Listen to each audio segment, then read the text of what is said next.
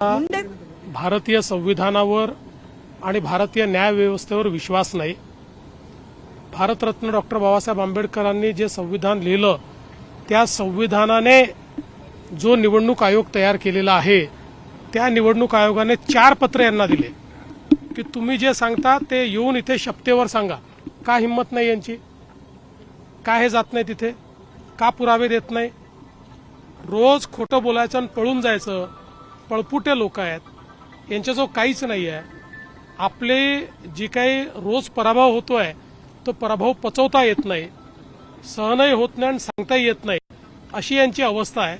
म्हणून अशा प्रकारे ते वागतात। उद्धव ठाकरे असं म्हणाले की मुख्यमंत्री हे चोरांचे सरदार आहेत।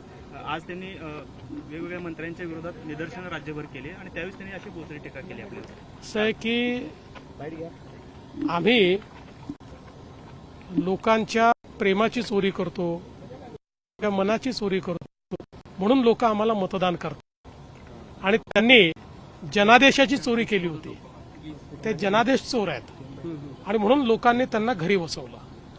त्याच्यामुळे जनादेश चोरांनी लोकशाहीमध्ये कसं वागायचं आम्हाला शिकवावं, यापेक्षा काय दुर्दैव आहे?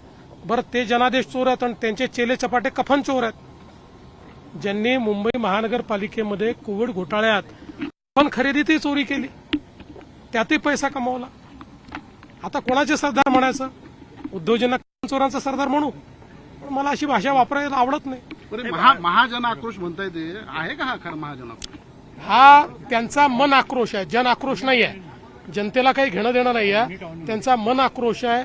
सत्ता गेली, खुर्ची गेली, त्यामुळे मन मानत नाहीये, ते मन आक्रोश चाललाय। सूचना केल्या होत्या, मात्र हायकोर्टाने त्यावर बंदी आणली। आता सुप्रीम कोर्टाने देखील म्हटलं की यामध्ये आम्ही हस्तक्षेप करणार नाही। ठीक आहे, आता जे जे जे कोर्टाचे आदेश असतील त्याचं पालन आम्ही करू आणि आम्ही असाही प्रयत्न करू की आता काही लोकांच्या भावना याच्यात जुळलेल्या आहेत, तर मुंबईमधला जो